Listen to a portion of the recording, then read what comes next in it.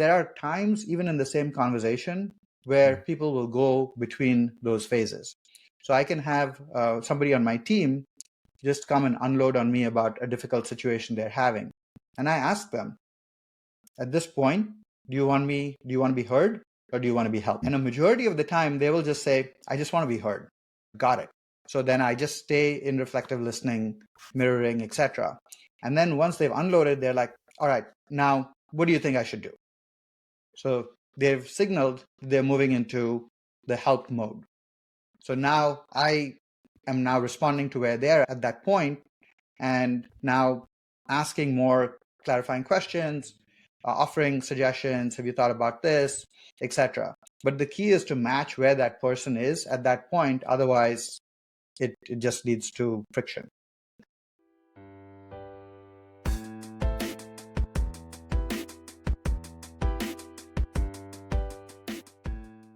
Welcome to another episode of the Supra Insider podcast.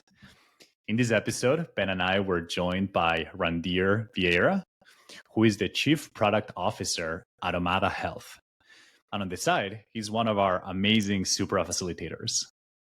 Prior to Omada, he was the VP of Product at Headspace, and he's also been a product leader at some other amazing startups.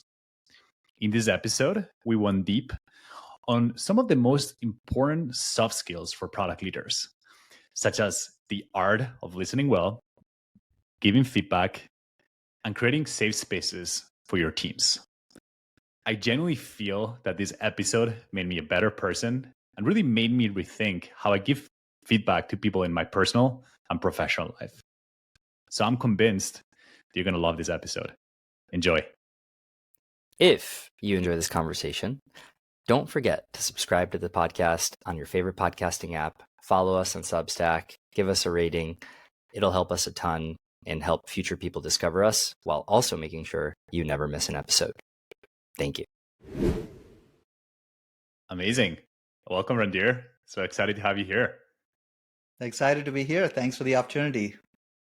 Amazing. And some context for the audience. I've met Randhir through Luisa Henry, who's also a Supra facilitator. And yeah, I was excited to have you on because you're very passionate about a topic that I think is very top of mind for product leaders and just leaders in general.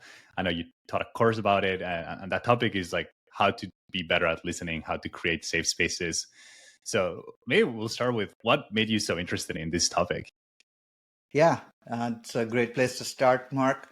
My background is in HR, and I have a master's in human resource management. I started my career as an HR manager at a tech company.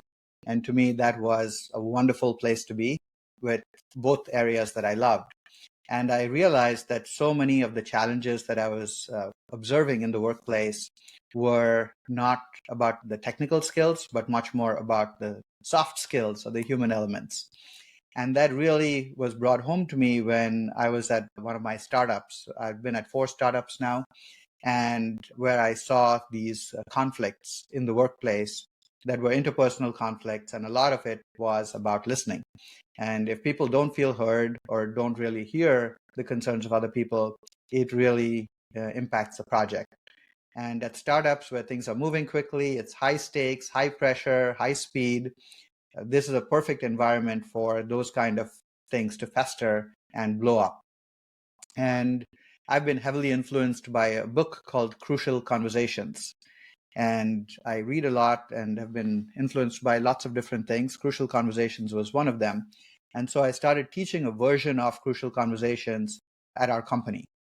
And that helped us get a shared vocabulary and to use those tools and hold us accountable to using those tools when we spotted one of these conflicts brewing. More recently, I was reading a book called Thanks for the Feedback, and that blew my mind. When I was reading the book, I thought this person had insight into my life. That is so me. And they talked about the 3 triggers that people have about when they get feedback, why they resist that feedback. And as I went through those 3 triggers, which was an identity trigger, which attacks your core identity, a relationship trigger, which is who is giving you that feedback, right? Oh, this intern is telling me this. Like, what the hell does this person know? So it's more about the relationship than the content. And then the third one is the truth trigger, which is that's just factually inaccurate. This person doesn't know what they're talking about.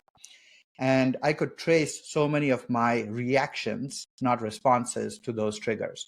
So as I started looking back at some of these frameworks that I'd learned or started using in these workshops, I realized that we go to lots of workshops for presentations, for writing skills, all this stuff. But how many of us have gone for a workshop on listening, right? Nobody that I've certainly not gone to, and nobody that I've asked has. And so this was an experiment, like most of our product development stuff, of I have a hypothesis that this would be useful. It was useful to me, and let's see if it's useful to anybody else.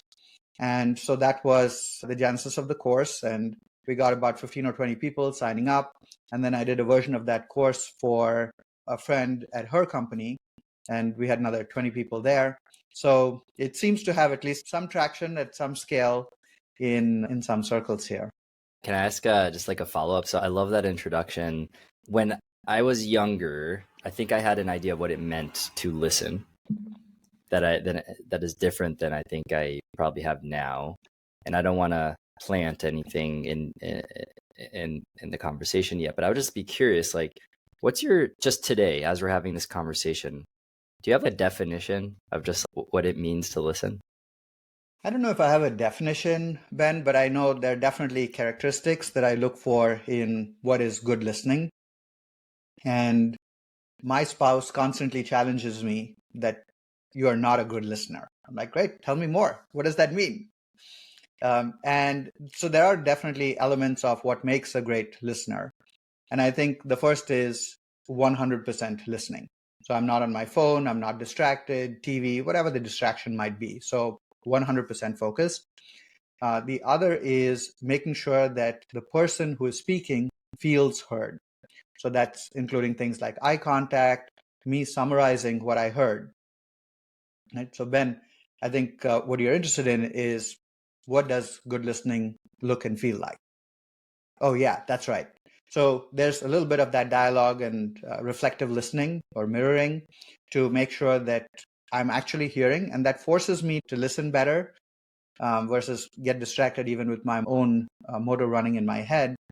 And more importantly, for the other person to feel heard and course correct where possible. And the third characteristic is there are multiple levels of hearing. And there are 3 H's. 2 of them are work appropriate, 1 is not.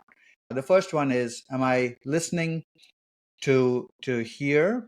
Do I just want to be heard, right? As a speaker, do I just want to be heard? In which case, I'm going to listen primarily with that reflective listening and be your sounding board. The second one is, do I want to be helped?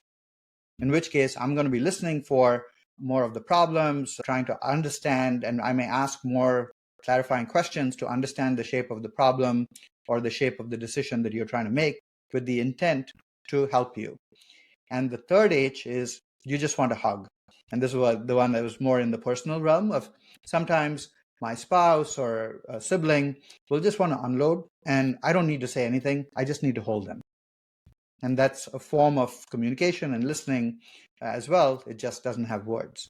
So for the work context, we'll focus on the first 2. And there are times, even in the same conversation, where people will go between those phases. So I can have somebody on my team just come and unload on me about a difficult situation they're having. And I ask them, at this point, do you want to be heard, or do you want to be helped? And a majority of the time, they will just say, I just want to be heard. Got it. So then I just stay in reflective listening, mirroring, etc. And then once they've unloaded, they're like, all right, now what do you think I should do? So they've signaled they're moving into the help mode. So now I am now responding to where they're at that point, and now asking more clarifying questions, offering suggestions. Have you thought about this, etc. But the key is to match where that person is at that point. Otherwise, it just leads to friction. Yeah, I've been on both sides of that, kind of either receiving help when I want to be heard, and it kind of makes things worse, generally speaking, And then I think I've also been guilty of trying to help when failing to detect that the other person wants to be heard. And I love that you just explicitly ask, how would you like me to show up right now, and give people that option. So that's beautiful. Yeah, no, so much of this resonates. I feel like for my listening journey that I feel like, yeah, I'm still a terrible listener, but I've made some improvements over time. And I think, yeah, like the first change was like just maturing and like realizing, okay, like you don't have to always listen just to respond. You like, it's way more productive to listen to understand. And then I think now is the next level is like, I always want to help people. And it's just, I feel like that's what I always want. So then I assume that's what other people want too. So I'm definitely going to be borrowing that question of, hey, like what would be most helpful here? And for the feeling heard, I've been reading Matt Mocheri, who's like this CEO/ founder coach. And he has this great piece on feeling heard. That's like an amazing playbook too. And the whole thing is like a lot of what Randhir said of just mirroring what they're saying and be like, hey, like, here's what I think I heard you say. Is that right? And then always like trying to get more out of it, because I think people leave things. They was like, oh, is there anything else? And then like doing that, and then at the end to like be like, hey, do you feel hurt? And then until there's a clear yes, you just keep digging, because a lot of times there's just so much layers to the onion. I'm curious right there, like how, because I think it takes a lot of awareness for an organization or a person or a team to be like, hey, we're having listening issues. Like from your experience, like what has been like clear signs that, hey, there might be a listening problem here and that you should do something about it? That's a great question, and one that we tackled in the workshop of why should we care? Right? Why should an organization care about creating the space and training people or giving these workshops on listening better?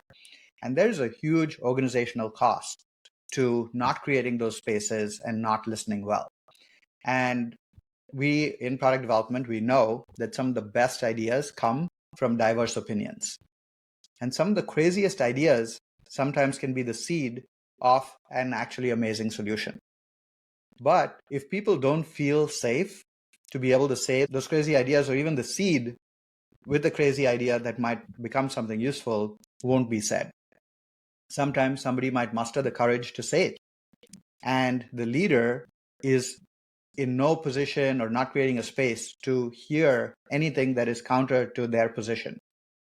And that shuts down conversations. It can cost organizations big time by not being aware of maybe a better solution or an impact of this decision that they should be thinking about how to mitigate.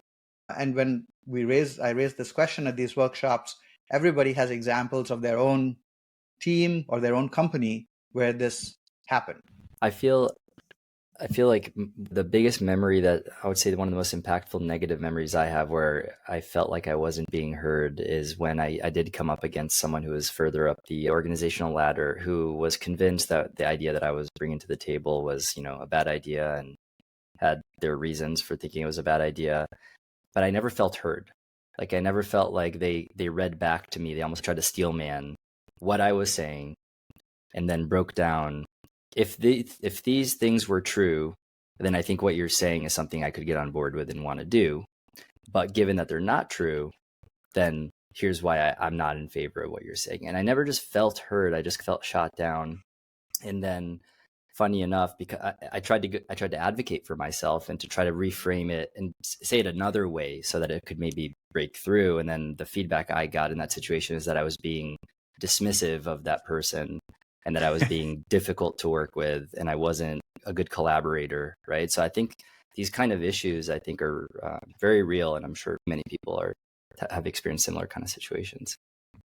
Yeah, there's another tool that comes to mind as you were talking about that, Ben, from another executive coach who I love from Southern California called Tom Henschel. And he talks about this thing called the ladder of inference, where we have our own facts. We take those facts, we make a story, we generate huge emotion from that story, and then we make certain decisions. Like we might make a decision about Ben is challenging to work with. But what we're missing is usually there are other facts on the table too.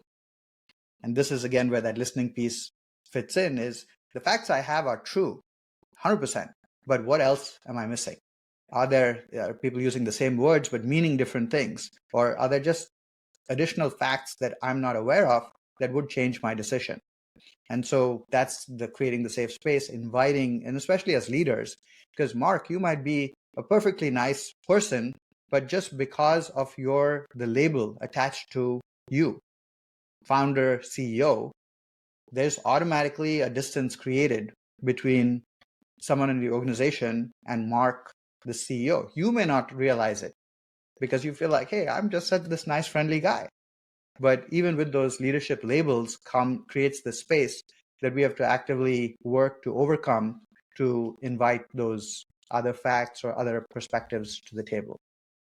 Yeah. And even in the case, for example, of Ben, I think like the tricky part is like for those people that are very senior, like I almost wonder if that person was not even aware that Ben was not feeling hurt, because maybe they're like super stressed. They'll have like a board meeting that's coming up.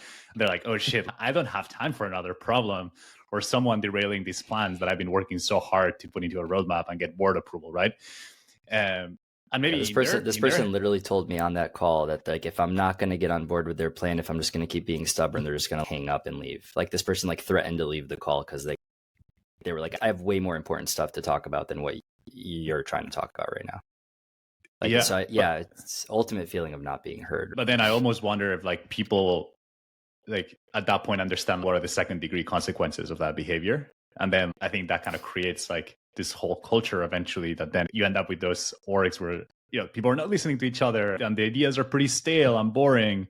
So I'm curious, like that person, it might take them like months to get out of that hole of being stressed and anxious to realize that they're there. So I'm curious, like kind of what are some things that as a leader that you can be monitoring to be like, okay, maybe I do need to do something about this and change the way I'm acting because it's clearly having consequences. I think the first thing is for people to be aware of the consequences this is having, because it's not just the consequence on Ben at that point in time. It's Ben is not going to come up with any suggestions for that leader from that time on. Worse, if anybody else has observed that interaction, that team is going to realize we're not going to follow Ben's playbook.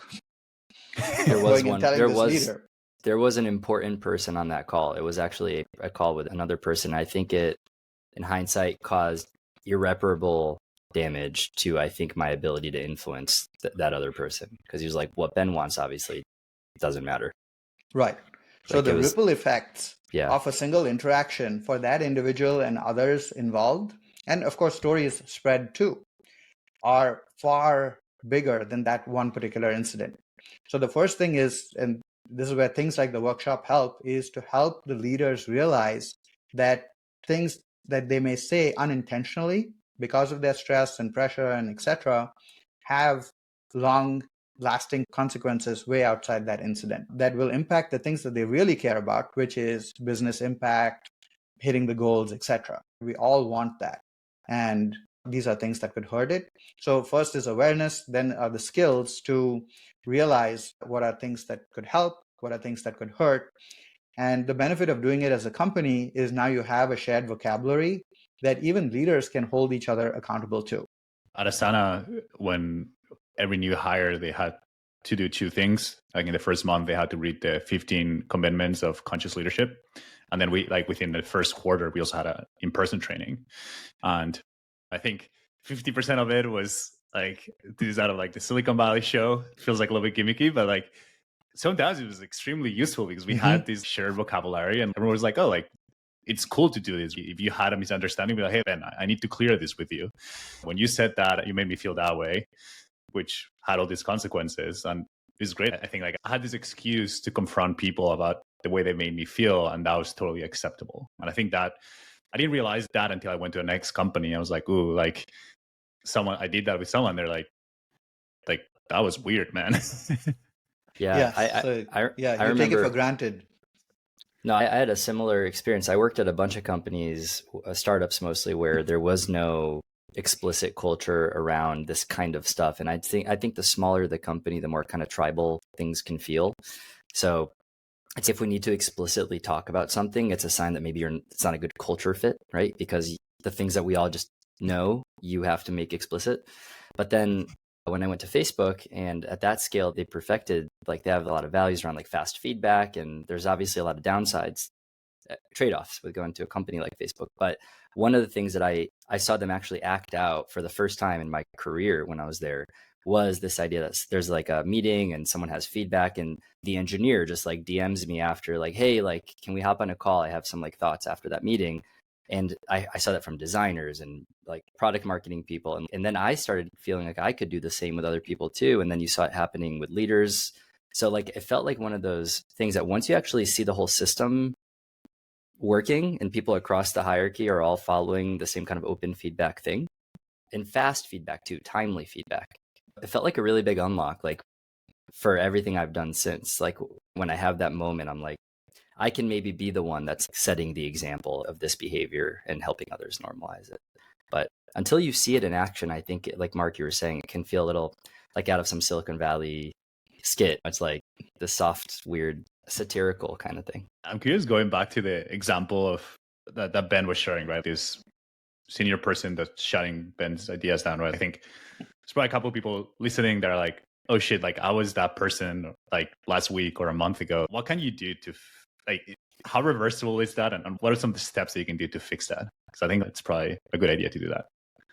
I think the example that Ben shared about the company using it all the time is the ideal, because then anybody who is not following that norm it's easy to pull them aside and give them the fast feedback of like, hey, on this particular instance, Ben, I think you could have done better.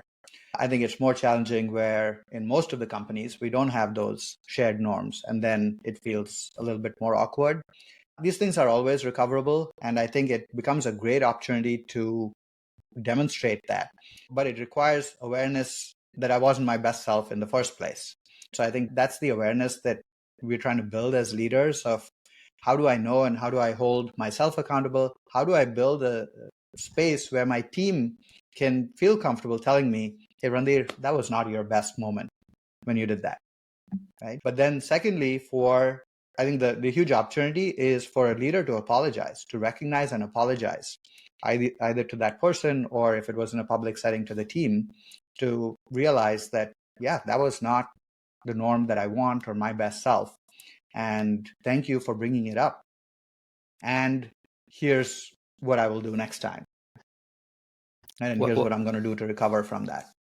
Yeah, Randhir, earlier you mentioned that some of these kind of power dynamics, yeah, and I do think there's power dynamics at play here in the example I shared. I lost sleep over this because I have an internal locus of control and I want to be the one to fix things and get things back on track. And I walked out of that meeting being like, that was a disaster. I need this person in my corner to be effective in this job. So if that person came to me and apologized and opened up the space, it would have been immediately done behind us, right? But they weren't doing that.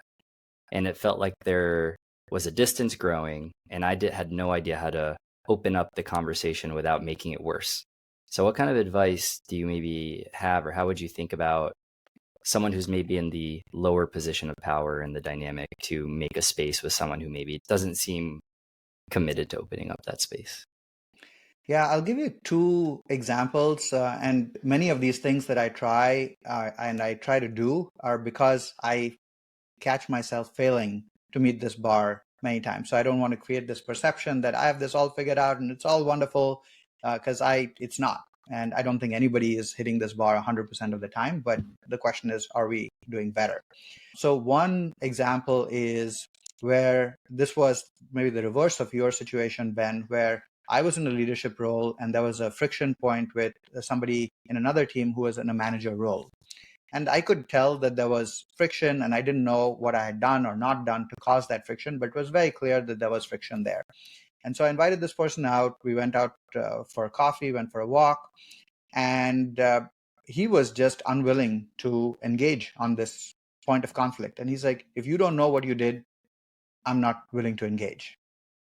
And at that point, I had to just let it go because I can't read somebody's mind.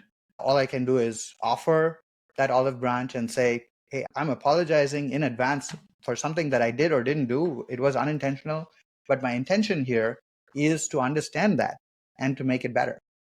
But it requires participation and leading in from the other person. And this person was unable or unwilling to do that at that point, and I had to just let it go. coming back to your example, Ben, if you're reaching out, and it's even worse in your situation because, as you said, there's the power imbalance, and you're reaching out to this person, and if that person is unaware or unwilling or unable to engage with you at the level you need at that point in time, there's only so much that you can do, right? So these aren't formulas that are guaranteed to work with money back guarantees every time. You can do your part. And sometimes people will come back later and be like, you know what, Ben, I've been thinking about what you said, and here's what I'm willing to do. It is hard to get that kind of feedback, but I don't know of another way. The other side of that is sometimes I have sweated, and I love your term fast feedback, because I have overthought and lost sleep thinking about the conversation I'm going to have to give this person feedback.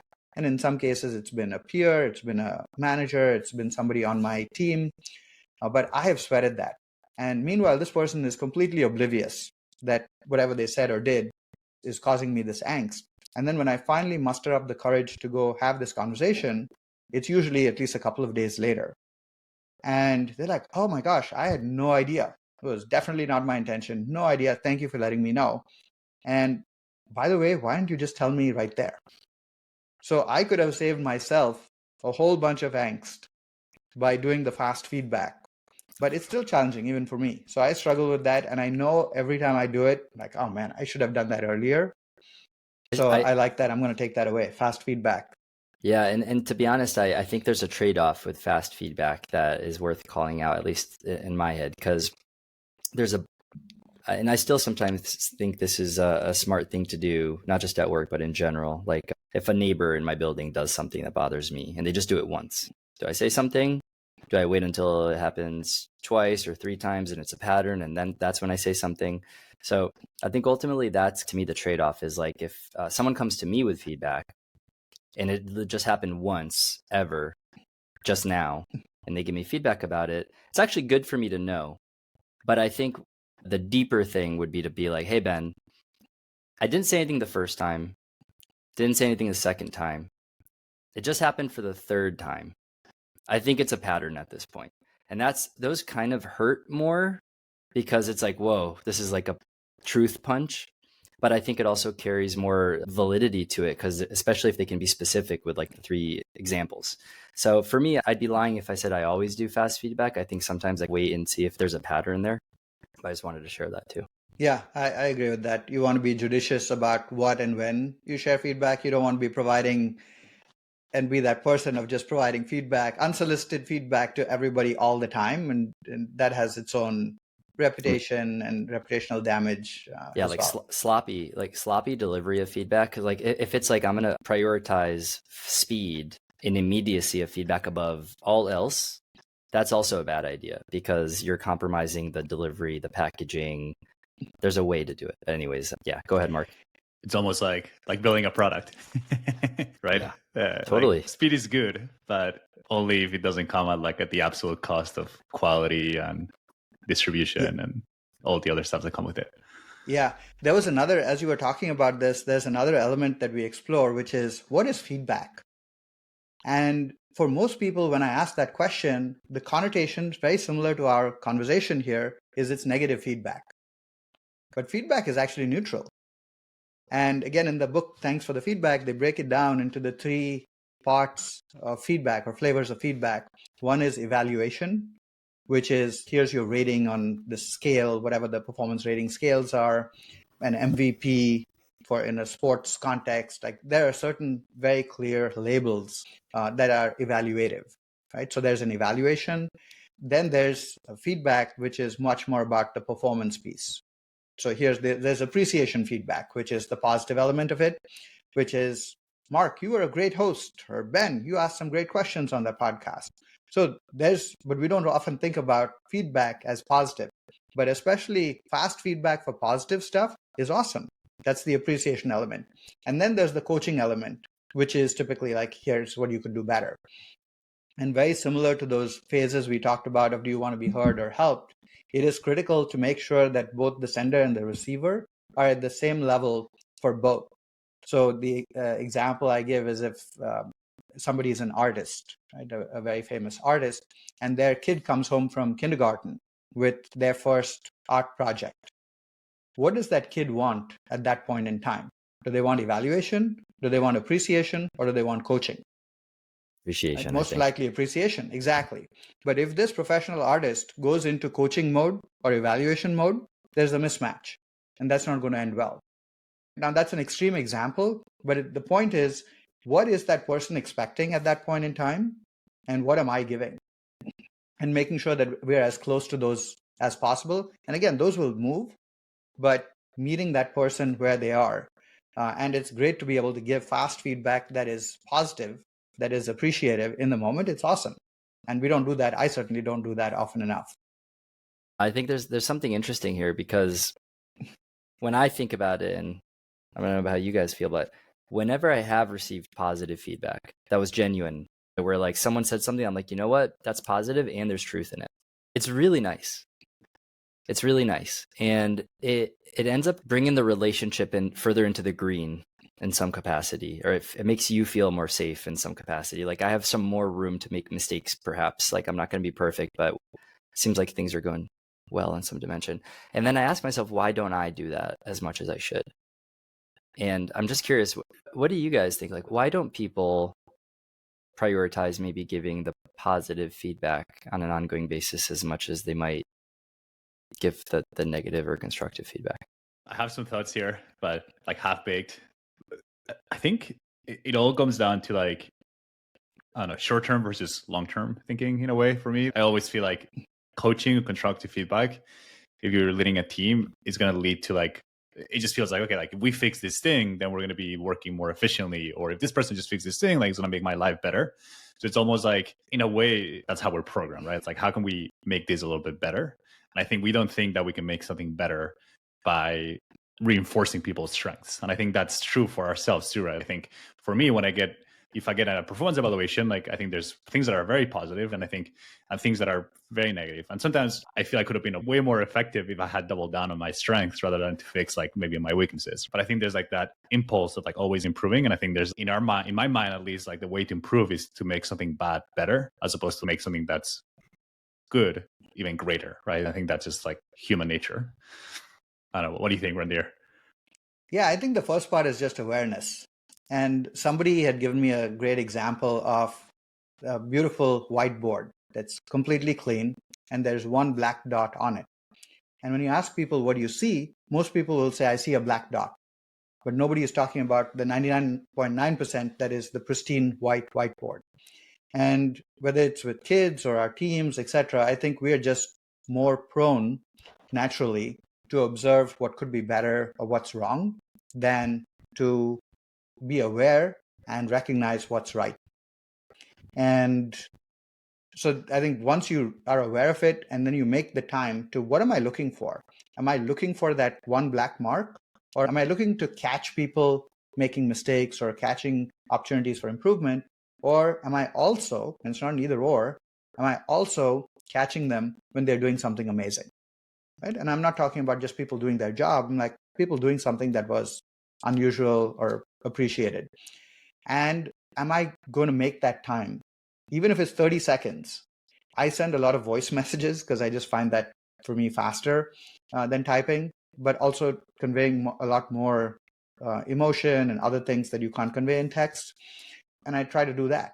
And I still don't do it anywhere near as much as I could and should, certainly more than I was doing. So I think the awareness and then looking for opportunities that are truthful and authentic of, hey, Ben, you did that. That was pretty awesome. Good job, man.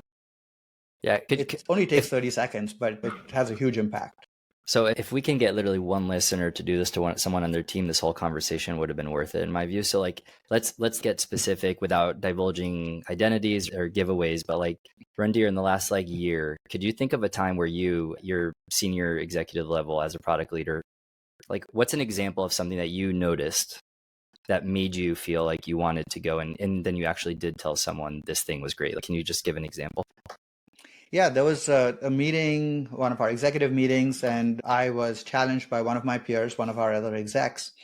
And she did an amazing job of challenging me without me feeling like she was challenging my identity. Like she was challenging the idea. And she said, hey, help me understand more about this. Like, why are you recommending this and not that? And help me understand. And she came up with actually a better idea, a better suggestion and recommendation than my original suggestion. And I talked to her later and I said, the way that you did that in a group setting was awesome. It was, you challenged the idea, not the identity. You had a better suggestion. You really looked to understand the context of the goals and constraints that this suggestion was brought forward with, and then presented your idea as another suggestion that was actually a better suggestion to do this. And I really appreciate that. It's not easy sometimes, right? Because you feel like when, especially in a high stakes environment and executive situation, you need to have all the answers, and it should be your idea that is greenlit and moved forward. So I really appreciated the way that she did that and made sure that she knew. And that created a deposit, right? You were talking about building the relationship, and you can't withdraw what you don't deposit. So if you don't make periodic deposits that are authentic, etc., it becomes a lot harder to make the withdrawals when you do come up with a coaching suggestion. And for this example, did you just send like a Slack voice note basically with that, or like a WhatsApp, or? This was actually in a Zoom conversation. At least with this person, I had frequent touch points. But yeah, otherwise I just send a Slack voice message, or I use the audio message for text, etc.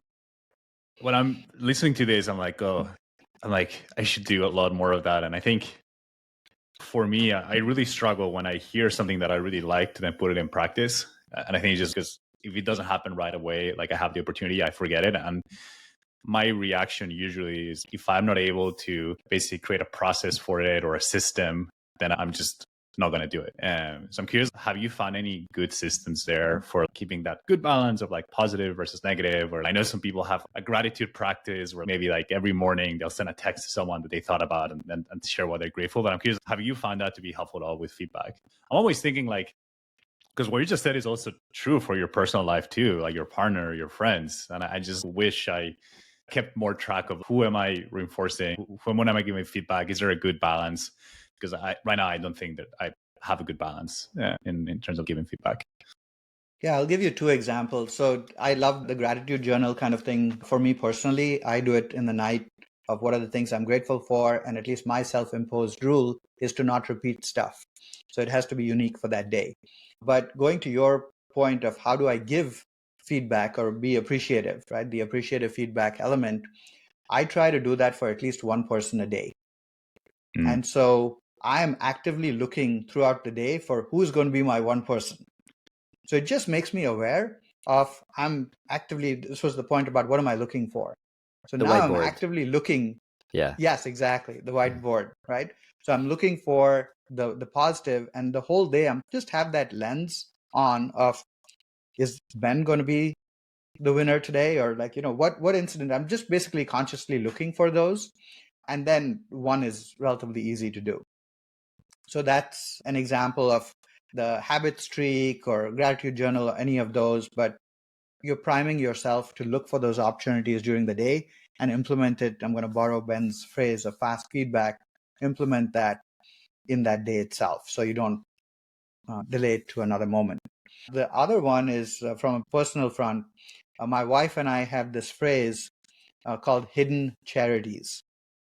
And these are things that we do for each other without telling the other person. Right? So as an example, if I drive her car and I see the gas low, I will just go fill it and not tell her. And then she will notice it. And then she'll say, hey, I noticed you did this hidden charity for me. I appreciate it. And it's just a fun way, because now I'm constantly looking for what are the hidden charities that I can perform. And then I'm also scanning for what hidden charities may my wife have done that I need to be aware of, so that I can recognize and acknowledge it. So it's just something playful that we try to do. I love that, because the alternative is taking for granted all of the things that you have. And then whenever your spouse does something that either falls short of your expectations, or they don't do something that you explicitly expect them to do, then you dwell on that. Because I'm married with a 2-year-old, and there's like so much going on all the time that if I needed to get a recognition for every single thing I do, I'd just be constantly thinking like I'm underappreciated, right? But I like that idea of doing the hidden charities. Yeah. I love that phrase. I'm going to steal that too. I've tried to go into these journeys, and I know I would be a lot happier if I did a lot more of that. But my mind is always like, oh, you want to always be performing at the highest level possible, and you always need to find ways to improve things and get better and make the people around you better. And sometimes, like, when I start into like flow of seeing everything from a positive light or finding the great in everything, I'm like, what if this is making me quote unquote softer? Or then my standards start to drop. You get complacent. That's the fear. You get complacent, and then just like everything starts to turn more average. So I don't know, like that's like an internal monologue, and I just feel like I go in these cycles. How do you balance the two? I think the first part is that it's not an either or, right? It's not a zero sum game, and doing more of the appreciation doesn't mean you have to do less of the coaching. So both can be true. In fact, it'll make the coaching more effective. To that point about the deposits and withdrawals, right? People are going to be much more receptive on the coaching elements if they are also getting the appreciation elements. So I think it's not a zero sum game, and it's not an either or. Was for me an unlock of for exactly that reason, right? Is this going to sacrifice performance? The other one is just think back to your own response when somebody gave you fact-based, authentic appreciation.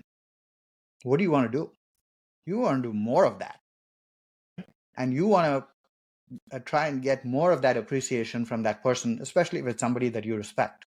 It doesn't always have to be your superior. It could be somebody you respect from within your company, outside your company. But you want to do more things like that. So if anything, especially in combination, the combination of the appreciation and the coaching usually results in higher performance and with more of that implicit motivation than the explicit. Does that make sense? Yeah. So something quickly that just, and this might be obvious to other people, that just clicked for me is that positive feedback is just way more effective than constructive feedback. And the reason for that is because that person's already doing that thing well. So they already know what they have to do, versus constructive feedback. It's a gap. So that there's going to be a long time until or not a long time, but there's going to be an arbitrary number of time that they're going to have to spend building that skill. So it's almost like the ROI on positive feedback feels higher by the effort that it takes almost. Is that a good way to think about it? That's a great way to think about it. And I think Ben had talked about doubling down on your strengths versus your weaknesses. And I think that ties in beautifully to that. Yeah, what I'm thinking is that the visual that came to mind for me just now is if someone just, let's use round numbers, does 10 things, and they get constructive feedback about 2 of them and they get no feedback at all about the other, the person might conclude that the other 8 are not valuable. So they might stop doing them. And then they might just only focus on the other 2. Or they'll keep doing them and feel underappreciated on these things, or just be unclear on what they're doing well. There's a saying I really love, which is that what you appreciate appreciates. And it's, if you've been using a gardening analogy in a bunch of different conversations for some reason, but maybe it's because the spring is around the corner and I'm thinking about plants coming out again. But when I think of what do plants need to grow? They need sunlight, fertile soil, water. So when I give positive feedback to someone, I'm really viewing it as a form of giving water, giving sunlight. And if the goal is to get those plants to grow as high as possible, is there such a thing as giving it too much water and too much sunlight? Yeah, sure, for some plants. But like, if you only focus on the plants that are dying and you give those all the sunlight and all the water and don't give that to the good plants, they'll die too. That's what was just coming to mind for me. But I don't know if that analogy makes sense, but at least in my head it does. It does. And I like that what you appreciate appreciates. That's a good one. It's easier said than done. I think, Mark, I totally hear you. There's stuff that I see people do all the time that I love that I don't take the time to express. And I think that you're right that it's hard to systematize it.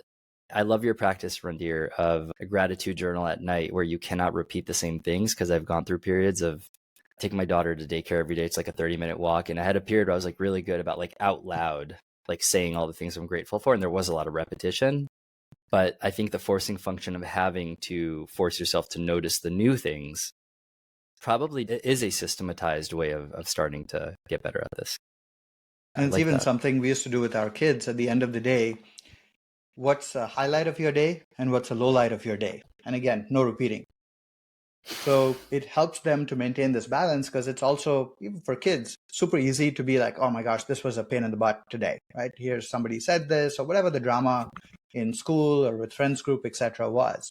And of course, that's important. And it's important for us as parents to acknowledge that.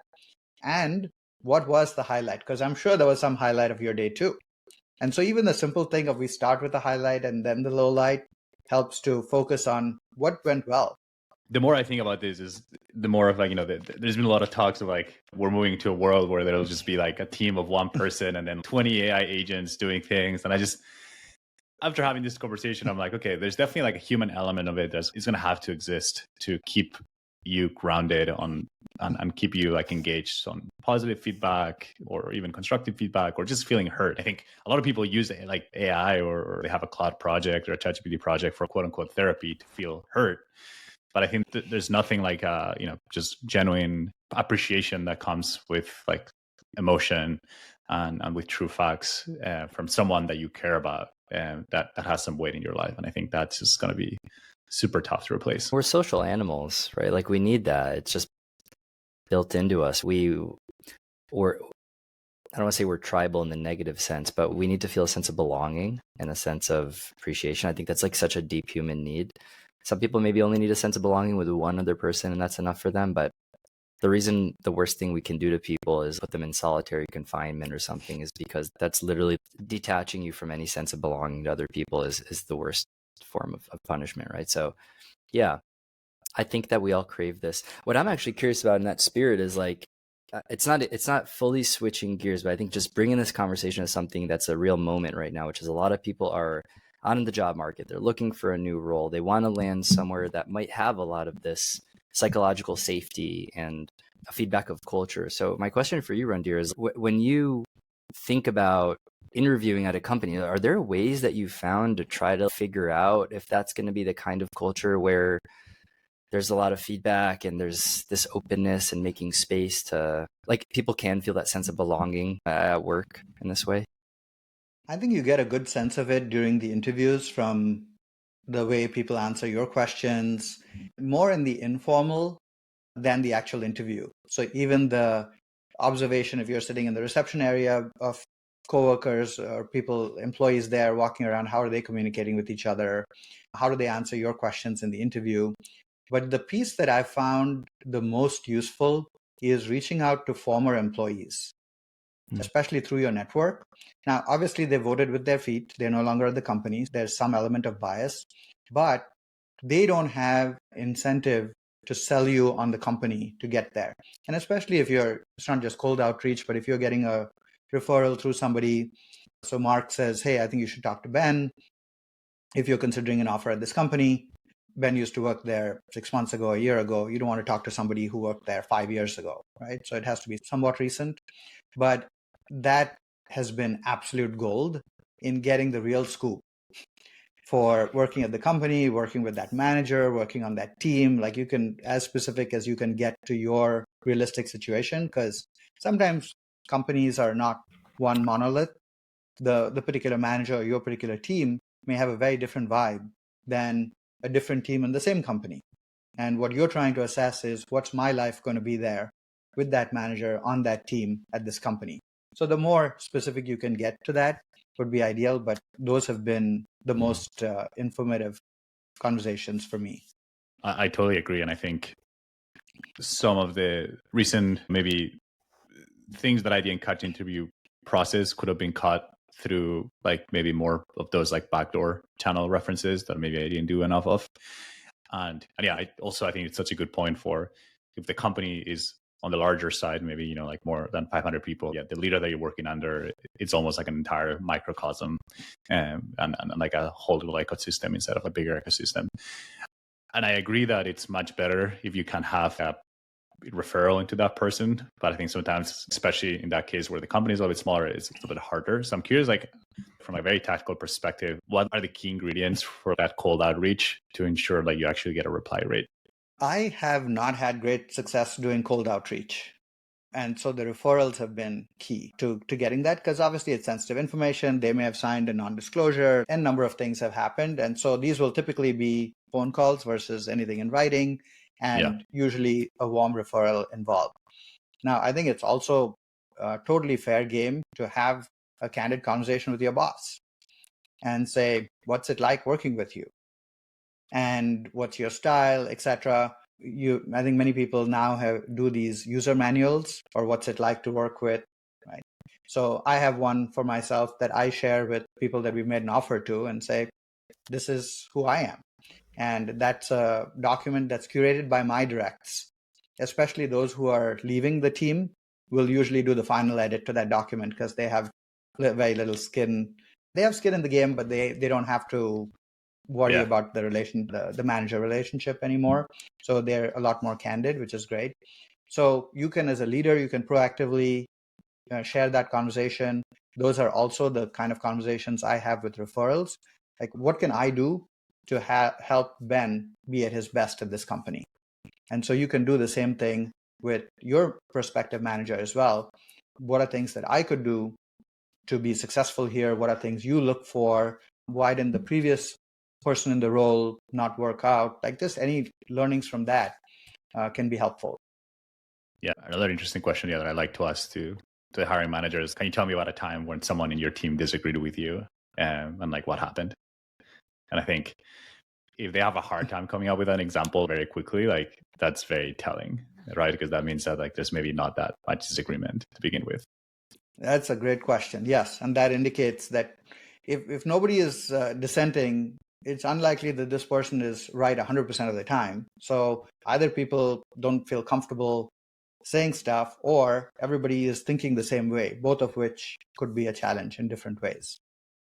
Yeah, I'm also just thinking about how the remote environment, I think back to what you were saying, Randhir, about pre-COVID life, where I was living in San Francisco and I could interview at a company and go get there 15 minutes early, check out the kitchen, have a coffee, see what's going on, how people feel. Are people smiling? Are people joking around? Are people seeming really tense? And that doesn't exist in the remote world.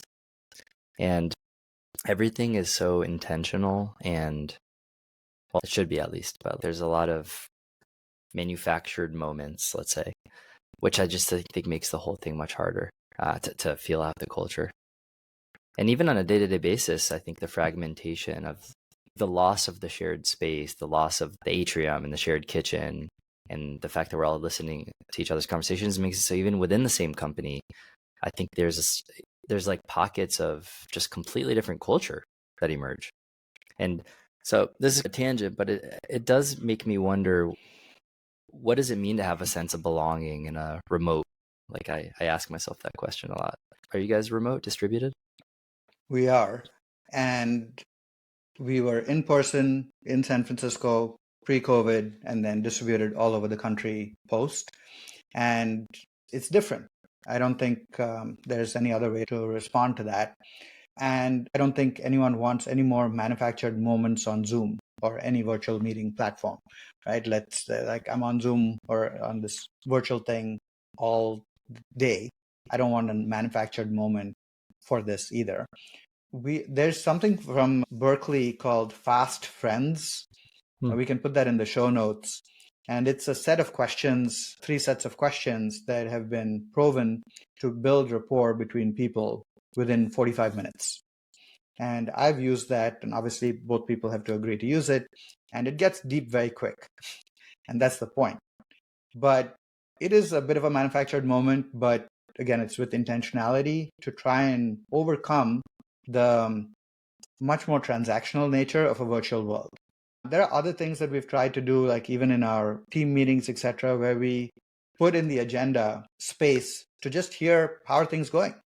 So we have different prompts for each meeting, but just to create a little bit of space to hear about the person versus just get stuff done and the agenda items and the transactions. We also invest in meeting in person, usually at least every quarter, because I still have not found a replacement for the in-person. and we try to carry over some of the benefits from the in-person. I think there was a research done from Atlassian that the benefits from in-person gatherings last for, I think it's about 12 weeks. So we try to make that deposit and then draw from it for a period of time. But it's certainly a challenge, and not one that I feel like we've cracked at all.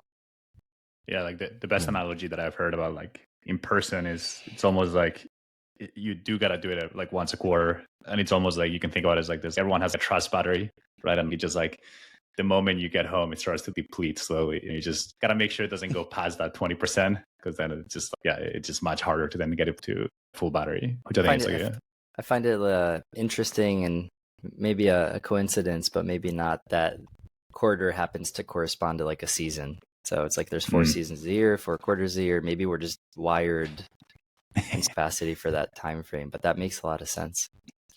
Yeah, we used to do when I was actually working for a remote first company for a year before COVID in San Francisco, and we used to get together twice a year, whole company.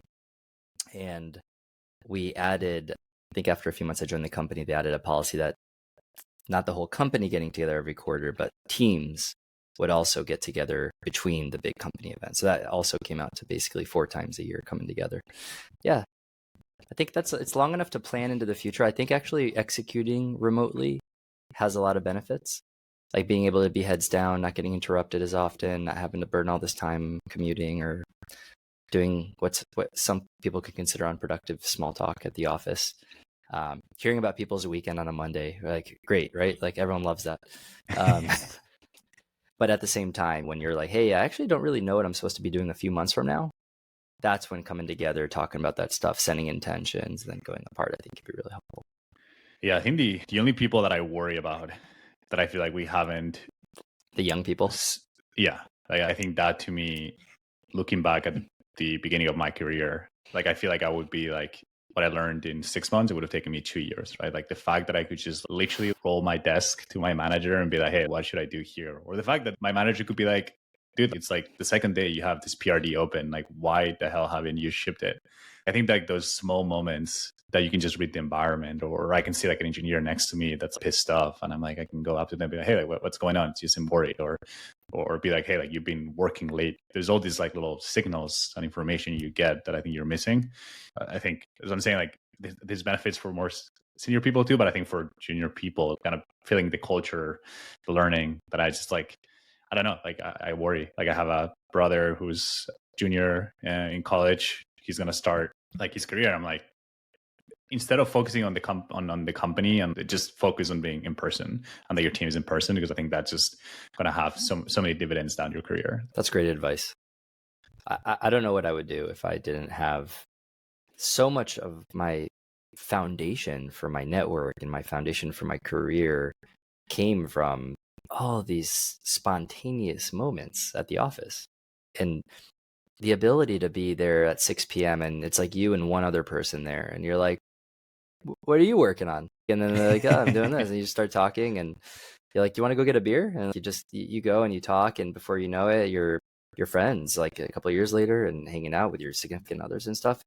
That stuff doesn't happen anymore. And sure, you could call that social, but the ability to be influential in the workplace and the ability to have a network professionally that creates real job opportunities and stuff and helps you pay your bills is largely a function of relationships with people. So if you can't build those relationships, it's hard. Yeah, I've been trying to get extra skilled at creating authentic connection with people virtually. Like I put myself out there above and beyond, including this podcast, to try to give people a sense of who I am outside of our explicit conversations, with the goal of increasing the likelihood that when I do talk to people, there will be spontaneous moments and spontaneous interactions, right? It's trying to manufacture that surface area of luck almost. Yeah. So I mean, I think maybe that's the what power people of can do. Yeah, I think it's the power of creating content or teaching a course, or like offering like mentorship or distribute like at scale. Like I think there is just all these things that I think invite people to come in and think of you, be like, hey, like you talked about this, I would love to talk to you about this. And I think it's a little bit more exhausting because like I think then the number of people that receive the information is much larger, and I think you just have to get good at filtering. But yeah, I completely agree, and I think that's probably, we're both remote. That's what we probably both spend a lot of time doing that, and I'm sure Randhir, you also do a good amount of that too. Yep. Yeah, it's hard, and I think we're all trying to figure it out. I don't think there's certainly no single silver bullet, and I don't even know if there are a collection of best practices really. The only thing, and I also fascinated Ben with other companies who were from the ground up virtual, whether it's Automatic, Zapier, there are a whole bunch of these kind of companies that were ground up virtual or remote first. And the one thing that I've noticed is that they are a very writing heavy culture. Like they're built for async. And for a lot of companies that went remote after COVID, nothing changed about who we hired, how we work, other than we just added Zoom or Teams or Meet. And so we end up with 8 hours of meetings, virtual meetings. And I don't think that's productive, right? To Ben's point of virtual is awesome when I want to do heads down time. How do I do heads down time if I have 8 hours of meetings? Then I have to do 4 hours of heads down time, right? So that's not a conducive setup. So I think that's the one thing that I've realized is it requires a different way of working versus, yeah, just do the same thing and add a virtual meeting platform. You know, what I think people don't talk about enough with those companies you alluded to that do the writing heavy cultures is that if it's a writing heavy culture that is not also a reading heavy culture, it's going to fail. Imagine everyone just writes and no one ever reads it. Obviously, it's not going to work. So I actually think that writing things with intention and figuring out the wording is challenging, but I do wonder how that scales. Here's a problem I see with I mostly work with early stage startups. And with early stage startups, when you try to write everything down, by the time you document it, it already changes. So change management of writing culture, I don't know. I have my own personal skepticism about it, but I think asynchronous and ideally, like I love Loom. And I think I find myself communicating a lot with people over Looms, really helpful. But I agree with you. The writing does seem to be one of the common threads, even though I haven't been part of one of those companies myself. But I just imagine people spending a lot of time reading stuff. So anyway, the one other question I had before we start wrapping up is going back to like safe spaces, because I know we talked a little bit about if you're talking to someone, asking them how they want you to show up for them in that moment, or what, do you want me to listen, or what was it? Hear? Do you want to be heard? Do you want to be helped? Heard or helped? Do you want to be hugged personally? Is there anything else that you think is worth noting about what else goes into just creating a safe space or an environment that's more likely to yield like real talk and authentic conversation with people? I think there are a lot of small things that are simple that help set the stage from the leader's perspective. And we cover a lot of those scripts, etc., in the workshop to try and make it actionable. But just some small suggestions are strong opinions loosely held. Right? We've all heard that phrase. How do I do it? And an example of putting that into practice is, hey, Ben, I think we should do this.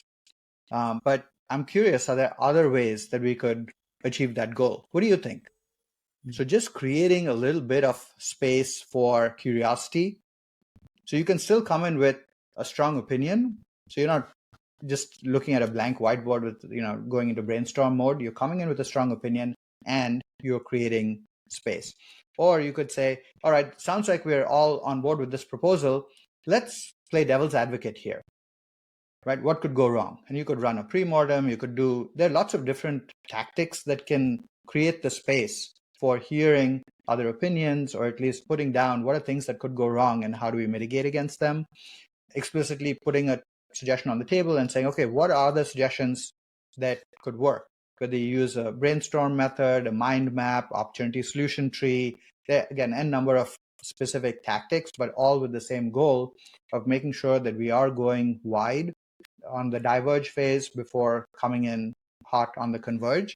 People sometimes confuse activity for progress, and running rapidly up the wrong tree is not helping anyone, right? We're just now tired because we'll come down and run up the next tree.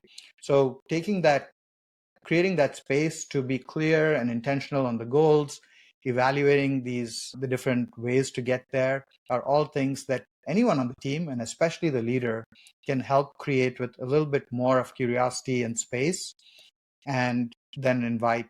It doesn't take weeks longer, even days longer sometimes. It's sometimes a few minutes longer, but it can save a lot of time and energy to get to a better result and better outcomes.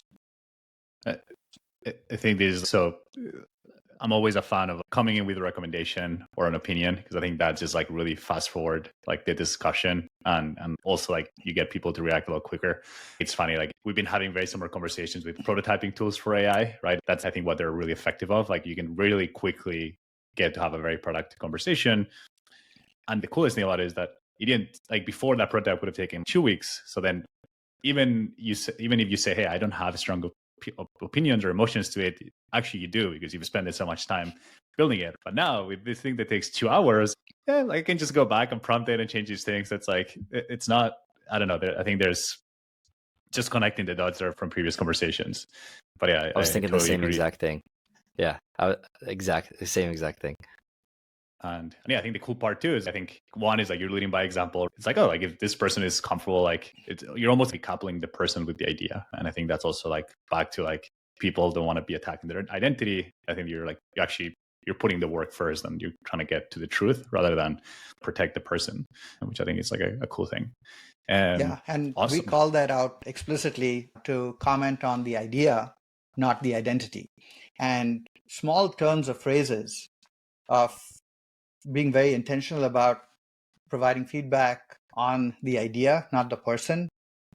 And they're sometimes unintentional, that we talk about Ben's idea or Mark's idea versus the idea. Even those small changes can help open up and make people receptive to the feedback of it's the idea on the table. And one of my coworkers had talked about treating this like an operating room where the idea is on the table, all the spotlights are on, and the team is around the idea. And we're examining the idea and working on the idea. But nobody's asking who put that idea on the table, right? That's irrelevant. It doesn't matter. It's let's work on the idea and look at the facts and the data and come up with the best suggestion. And I just love that way of trying to make it a little bit more tangible when we say, talk about the idea, not the identity. Mark, I'm picturing the Legos thing that we talked to Will about. Where like we all share the same Legos. It's not my Legos. Yeah, exactly. It's nice when there's themes that start to emerge from some of these conversations, you know? We're connecting the dots. Randhir, this has been such an awesome conversation. I feel like not only I feel like I've learned and I've been able to articulate new things, I feel it's one of those that's going to make me a better friend, a better partner, a better teammate. So I'm just like energized and go, especially I think for me, it's like start to be better about that positive feedback. Because I think I maybe rediscover how powerful it can be. 2 final questions for you. One is, where can people find you? And then 2, how can our audience be helpful to you? I'm usually on LinkedIn. Is probably the simplest place. I'm not a huge social media poster on other places. And I think how people can be helpful is just try to implement one of these things in your daily life. Just if you can pick up one of these things, and there were a lot of suggestions shared from Ben, Mark, and myself. So whatever resonates for you in your personal life, in your professional life, if you can just try it for 7 days, pick one thing and just do it for 7 days, I think that would be a huge step forward for that person, but also the positive ripple effects elsewhere. I'm always surprised and disappointed that when people leave the company at their going away party or going away event, people say so many beautiful and wonderful things about that person that they have never shared with them in all their time at the company. Right? Why are we waiting for kind of a sad event or an exit for that to happen? Can we do that more frequently, if not every day? Wow, that's beautiful. Let's wrap it there. Same with That's funerals perfect. too. I was thinking the same thing. Yeah. I didn't want to be dark. I thought that was included in the sad moments when you said sad moments. Ben, actually, like I would love to hold each other accountable for the 7-day challenge of your game. I was gonna if my Slack inbox doesn't blow up with compliments from Mark, it means like I'm doing nothing that he likes. So yeah, amazing. Okay, this is an awesome wrap. Have a great day, guys. All right. Thanks, everyone. Thanks, Randhir. Bye, Ben. Bye, Mark.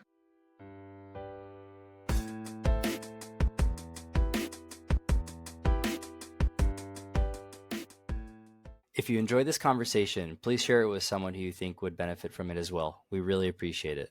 We'd also love a follow or a rating on Substack, Spotify, or YouTube. That's going to let other people find us. And if you have any topic recommendations for a future episode, please send myself or Mark a DM on LinkedIn. We'd love to hear from you. Thanks.